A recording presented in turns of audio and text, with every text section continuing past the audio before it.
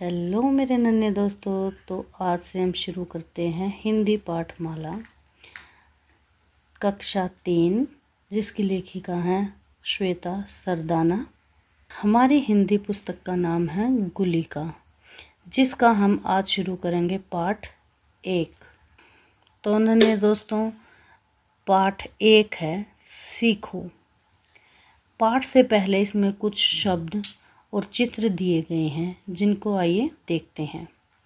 नीचे दिए गए चित्रों को देखिए और बताइए कि इनमें हम क्या क्या सीख सकते हैं। जैसे चिड़ियों से हम क्या सीखते हैं, फूलों से क्या सीखते हैं, सूरज से क्या सीखते हैं। ऐसे ही सभी चित्रों के बारे में बताएं। क्या हम हर चीज़ से कुछ ना कुछ सीख सकते हैं? इन चित्रों को देखकर बताएं हाँ या नहीं।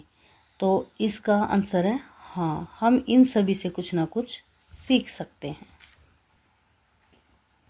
पाठ में कुछ शब्द दिए गए हैं। हंसना, भौरों, डालियों, झोंकों, किरणों, मेहंदी, धीरज, पृथ्वी, अंधेरा और कुएं। तो अब चलते हैं मुख्य पाठ की तरफ। फूलों से नित हंसना सीखो, भौरों से नित गाना, तरु की झुकी डालियों से नित सीखो शीश झुकाना। सीख हवा के झोंकों से लो हिलना जगत हिलाना, दूध और पानी से सीखो मिलना और मिलाना। सूरज की किरणों से सीखो जगना और जगाना, लता और पेड़ों से सीखो सबको गले लगाना। इनमें कुछ शब्द भंडार दिए गए हैं, जैसे नित मिन हमेशा सदा, भौरों भंवरों, तरु पेड़, वृक्ष डालियों, पेड़ की टहनियों, शीश सिर, लता बेल। तो हम ऐसे ही आगे चलते हैं। वर्षा की बूंदों से सीखो सबसे प्रेम बढ़ाना, मेहंदी से सीखो सब पर अपना रंग चढ़ाना। मछली से सीखो स्वदेश के लिए तड़प कर मर जाना, पतझड़ के पेड़ों से सीखो दुख में धीरज धरना। पृथ्वी से सीखो प्राणी की सच्ची सेवा करना, दीपक से सीखो जितना हो सके अंधेरा हरना। जलधारा से सीखो आगे जीवन पथ पर बढ़ना, और कुएं और धुएं से सीखो हरदम ऊंचे ही पर चढ़ना। फिर कुछ शब्द भंडार आ गए हैं, जिन्हें सीखते हैं। स्वदेश यानी कि अपना देश, धीरज धैर्य, प्राणी मनुष्य जीव, हरना दूर करना, जलधारा पानी का बहाव, पथ मार्ग, हरदम हमेशा।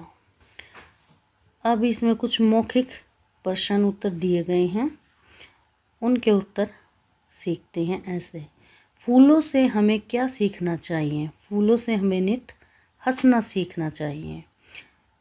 दुख में धीरज धरने की बात कौन सिखाता है? पतझड़ के पेड़। बारिश की बूंदों से क्या सीखा जाता है?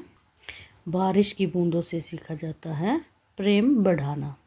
इस कविता के कवि कौन? इस कविता के कवि हैं श्रीनाथ सिंह। कलम से कविता के सेकंड प्रश्न है हमारा, कविता के आधार पर सही और गलत वाक्यों को पहचान कीजिए। हमें किसी और से कुछ नहीं सीखना चाहिए, ये बात सही है गलत है? तो ये है गलत। भौरों से हमें शोर करना सीखना चाहिए, तो ये है गलत बात। सूरज की किरणों से जगना और जगाना सीखना चाहिए, तो ये है सही। हम आगे बढ़ने की सीख पृथ्वी से ले सकते हैं, गलत।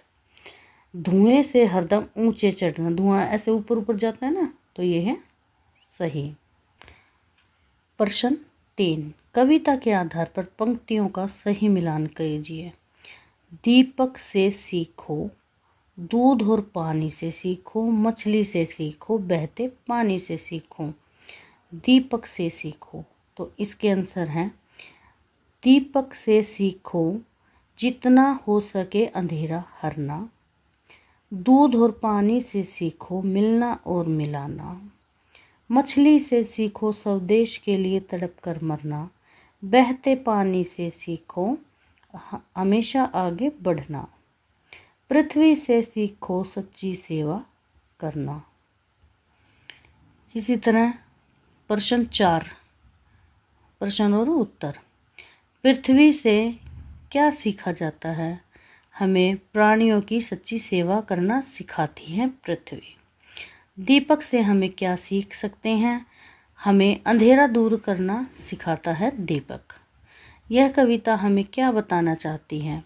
इस कविता से हमें शिक्षा मिलती है कि हमें अपने जीवन में हरदम सीखते रहना चाहिए। कविता पढ़िए और उसमें आए हुए निम्नलिखित शब्दों के मिलते जुलते शब्द ढूंढकर लिखिए। जैसे गाना, हंसाना, हिलाना, मिलना, जगाना, लगना, लगाना, बढ़ाना, चढ़ाना, मरना, धरना, करना, हरना। तो इसी तरह हम सभी प्रश्नों के उत्तर करते चलेंगे। तो चलिए आगे चलते हैं। अब हमारा सेकंड प्रश्न है, दिए गए शब्दों के सरल नाम लिखिए। भोरो, भौरो। तरु का है सरल शब्द पेड़। लता का है बेल। स्वदेश का है अपना देश। प्राणी जीव। पथ मार्ग। अगला प्रश्न है हमारा 3, रिक्त स्थान यानी कि खाली स्थान भी बोलते हैं इनको। सही काम बताने वाले शब्द चुनकर रिक्त स्थान भरिए यानी कि खाली स्थान भरिए। सूरज की गर्मी डैश है। तो सूरज गर्मी देता है लेता है? देता है। ख, हवा तेज डैश रही है। ढल रही है चल रही है, तो इसका आंसर है चल रही है। ग, पेड़ पर फल डैश हैं, लगे हैं या टपके हैं? तो पेड़ पर फल लगे हैं।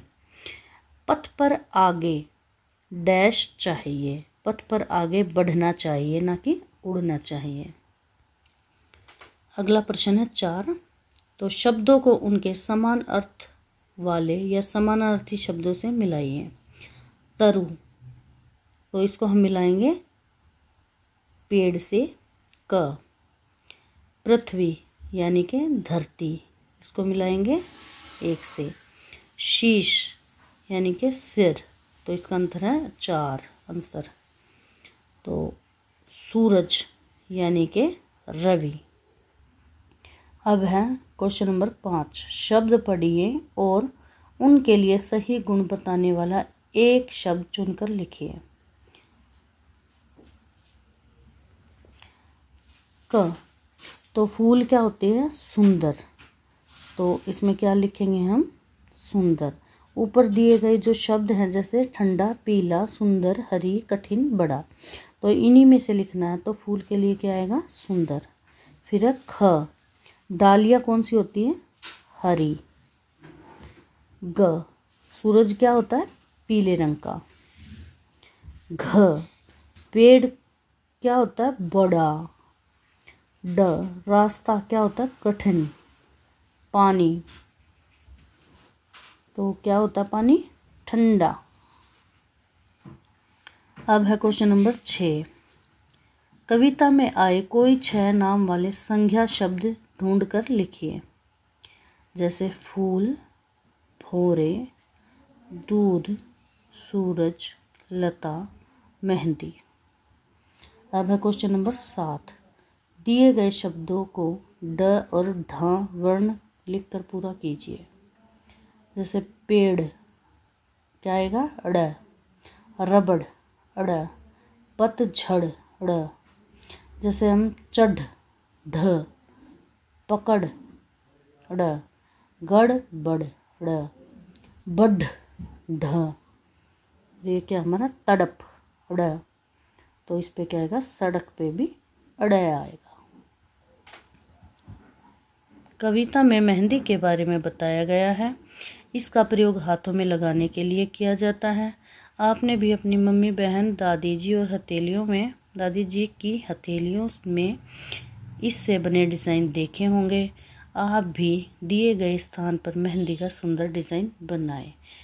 हमने तो ये बना रखा, आप कोई सा भी डिज़ाइन बना सकते हो। तो हमारा ये पहला पार्ट था कक्षा 3 का सीखो। मैंने अपनी तरफ से सारा क्लियर करवा दिया है। अगर कुछ भी समझ ना आए तो आप कमेंट बॉक्स में कमेंट कर पूछ सकते हैं।